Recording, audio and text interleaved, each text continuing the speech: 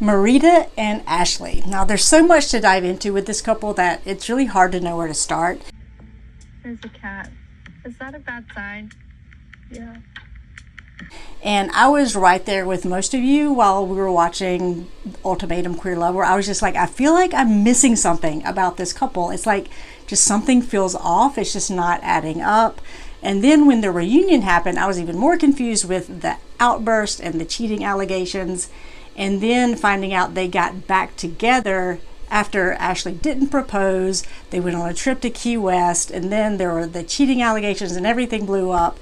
And I was just really confused. Jesus, Lord have mercy.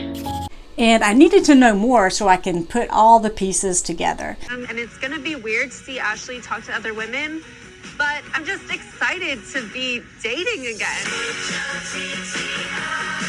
It's just nothing about them was really fitting into my theories of how couples typically operate until I learned a few more things about them. So I think I have some answers for you, and I think I've pieced some of it together the best I can. But I had to watch an interview Marita did about 2 weeks ago on a podcast, and I got a much better understanding of how they got into this rut. I learned two very important details that they didn't mention on the show, and we can actually learn a lot from them and their situation.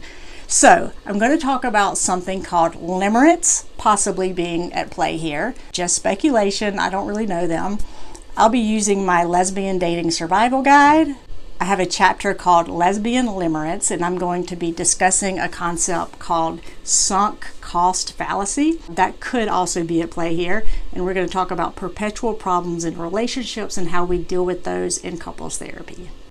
All couples do have perpetual problems, right? And we could all see that Ashley and Marita had a perpetual problem with Ashley not being romantic enough. My wandering eyes are only because, I'm trying to figure out what's best for me. And, if staying in this relationship means I feel empty, then I am curious. I mean, it's normal to be curious. Marita's needs were not being met, and she made that very clear. We're also going to look at the anxious avoidant trap, which could also be at play here. So my name is Katie Small. I'm a licensed therapist in North Carolina, and I